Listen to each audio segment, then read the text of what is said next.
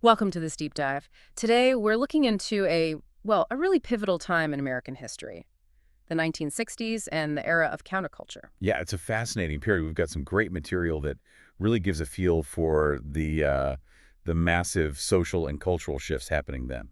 And our goal here is to unpack what really defined this movement, what were its key characteristics, make sense of something that really challenged the norms of its time. Exactly. We'll be exploring the core ideas, the people, the places that became hubs for change, and how things like art and music really well mirrored and maybe even pushed this cultural wave forward. Okay, so let's start broad. When we talk about the counterculture, what was it? What was it countering? Well, think about America right after World War II. There was this strong emphasis on fitting in, right? Traditional values, family structures, a kind of social orderliness. Right, the sort of 1950s ideal, maybe. Precisely. And the counterculture was essentially a widespread questioning of all of that, a rejection, really, of those established norms and values. It wasn't just a small disagreement then. No, not at all. It was fundamental for a lot of people, especially younger people, a different way of seeing the world and how they wanted to live in it. What were the main things driving that rejection? What kicked it off? Uh, Two big things really stand out. Yeah. The Vietnam War, that was huge, just massive, Okay. that divided the country so deeply.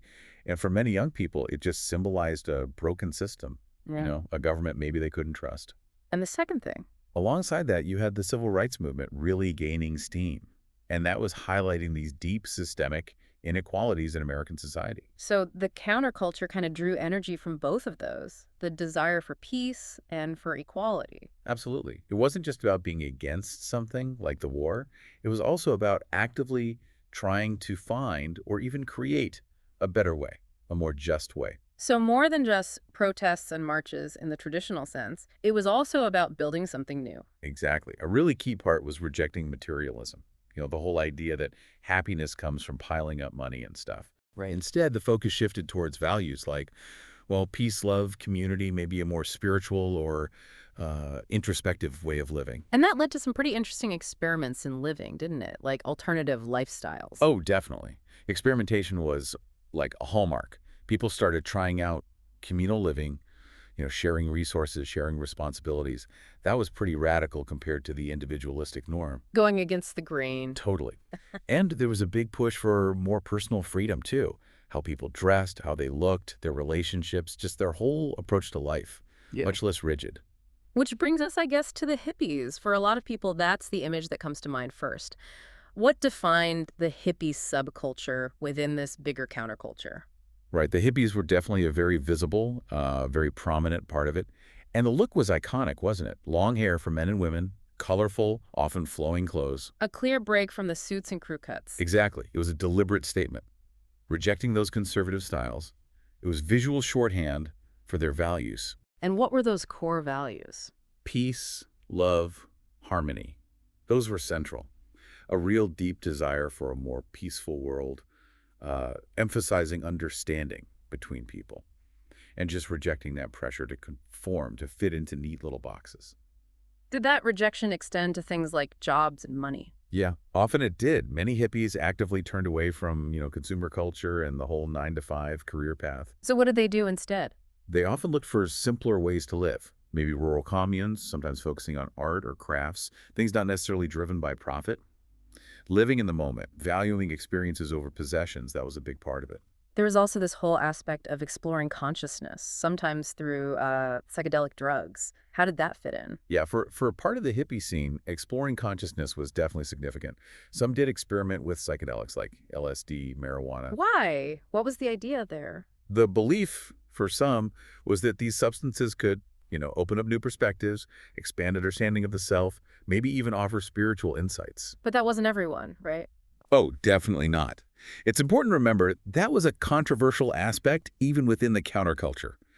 And of course, there were real risks involved with drug use, which became clearer over time. Okay. Now, if we think about where this hippie movement really took root, one place always comes up. Haight-Ashbury in San Francisco. Why there? What made it so important? Haight-Ashbury really became the undisputed epicenter. It was like a magnet. People who felt alienated from the mainstream, who were drawn to these new ideas of peace, love, alternative living, they flocked there. And it wasn't just a few people. The Summer of Love sounds like a huge moment. 1967. Yeah, the Summer of Love was absolutely pivotal.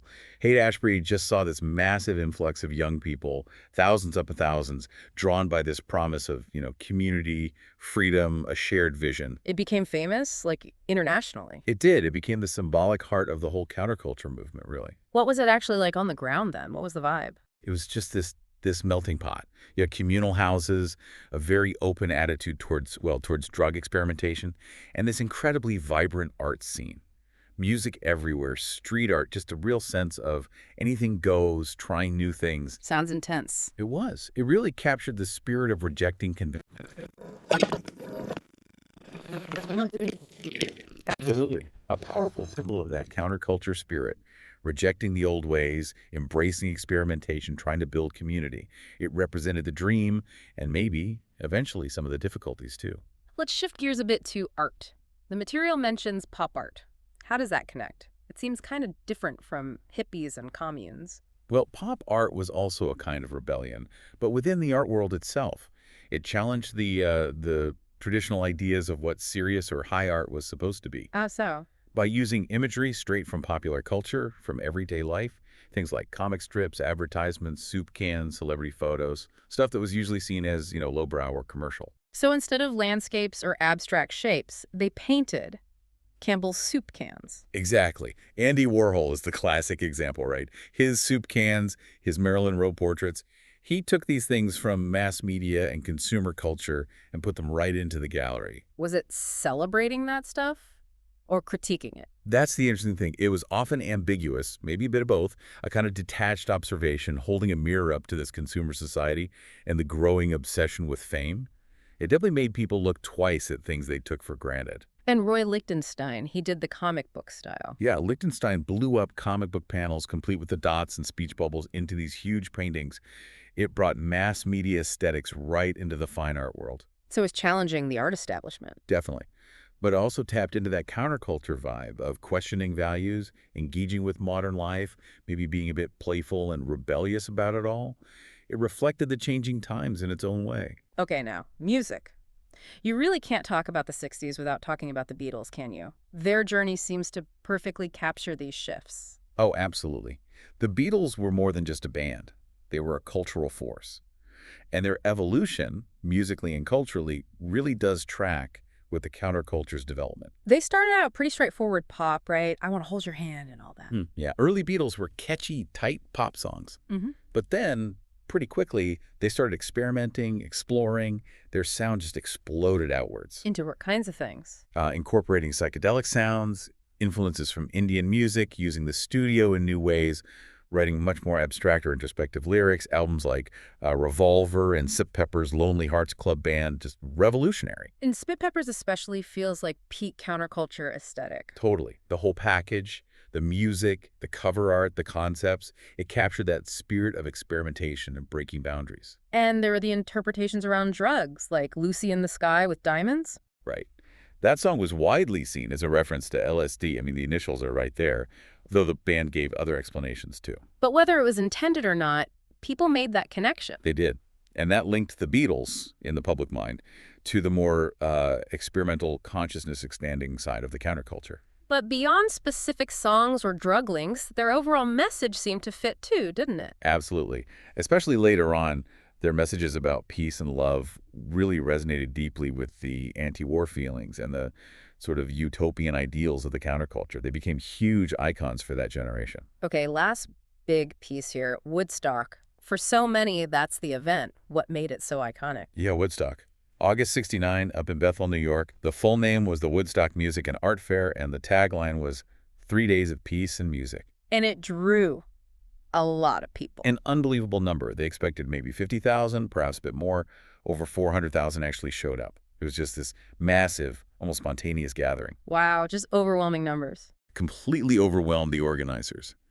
But it became this iconic moment. And the music must have been incredible. Oh, legendary. Jimi Hendrix, Janis Joplin, The Who, Santana, Crosby, Stills, Nash and Young.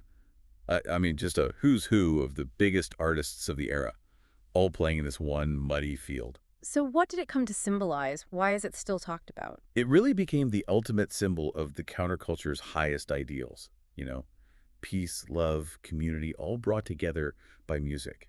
The fact that so many people gathered, mostly peacefully despite the conditions. The rain, the mud, the lack of food. Exactly. Despite all that, the spirit was generally peaceful and communal.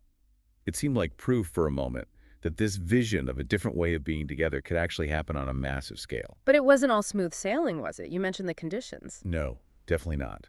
While it symbolized the ideals, Woodstock also really highlighted the challenges. The sheer logistics were a nightmare. Food shortages, not enough sanitation, medical issues. Kind of a reality check. In a way, yes. It showed the difficulty of putting those beautiful ideals into practice on such a huge scale. The limits, maybe, of pure idealism meeting practical problems. Okay, so pulling it all together.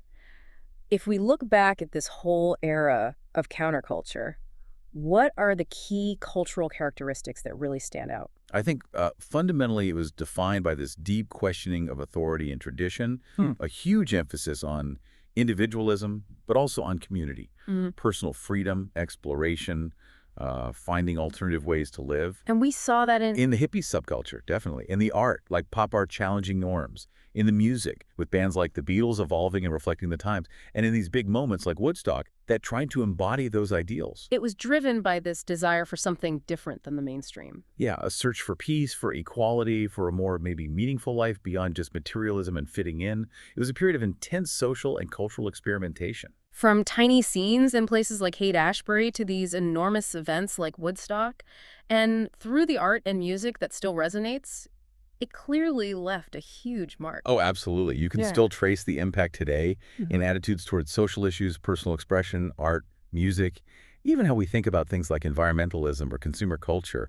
It was truly transformative. Well, we hope this deep dive gave everyone a clearer picture of the cultural landscape of that really dynamic period. It definitely raises some questions looking back. For sure. Like, what parts of the counterculture seem most relevant or maybe surprising from today's perspective? Yeah, and what does exploring this era make you think about how societies change or how culture evolves over time?